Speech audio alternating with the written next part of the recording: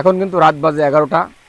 তো আমরা চলে এসেছি, দেখছেন আমার সুন্দরী ভাবি আছে, আমার পেয়ারি সুন্দরী ভাবি, আর আমার শ্রদ্ধেয় বড় ভাই, আর আমার ক্যামেরাম্যান তো জানেন আপনারা সবসময় আমার ম্যাডাম। আমরা কিন্তু সবাই এখন চলে এসেছি চুয়াডাঙ্গা দামোদর ফ্যান্টাসিতে। একটু হালকা কফি খাবো, একটু ঘোরাঘুরি করব। তো ঈদের, হ্যাঁ, তো ঈদের সময় কিন্তু রাত্রে ঘোরাঘুরির একটা মজাই আলাদা। তারপরেও গরমকাল, ঠিক আছে। ভাবি কিন্তু আজকে সারাদিন খুব, মানে কি বলবো, তার ধকল গিয়েছে অনেক, বাসায় রান্না বান্না কাজকর্ম, সে আসতে রাজি হবে না।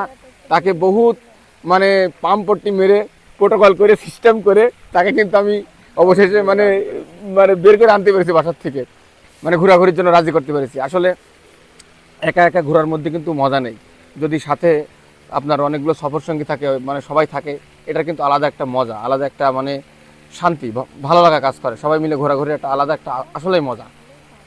তো আমরা ফ্যান্টাসিতে এসেছি, আপনারাও বিশেষ করে যদি পারেন রাত্রে বা সন্ধ্যার পরে আপনারা, বিশেষ এখন গরমের সময়, আপনাদের পরিবারকে সময় দেবেন, পরিবারের সঙ্গে আপনারা ঘোরাঘুরি করবেন। এই বিশেষ করে ঈদ উপলক্ষে আপনাদের অনেক ভালো লাগবে। তো ধন্যবাদ, সবাই ভালো থাকবেন, সুস্থ থাকবেন। আসসালামু আলাইকুম।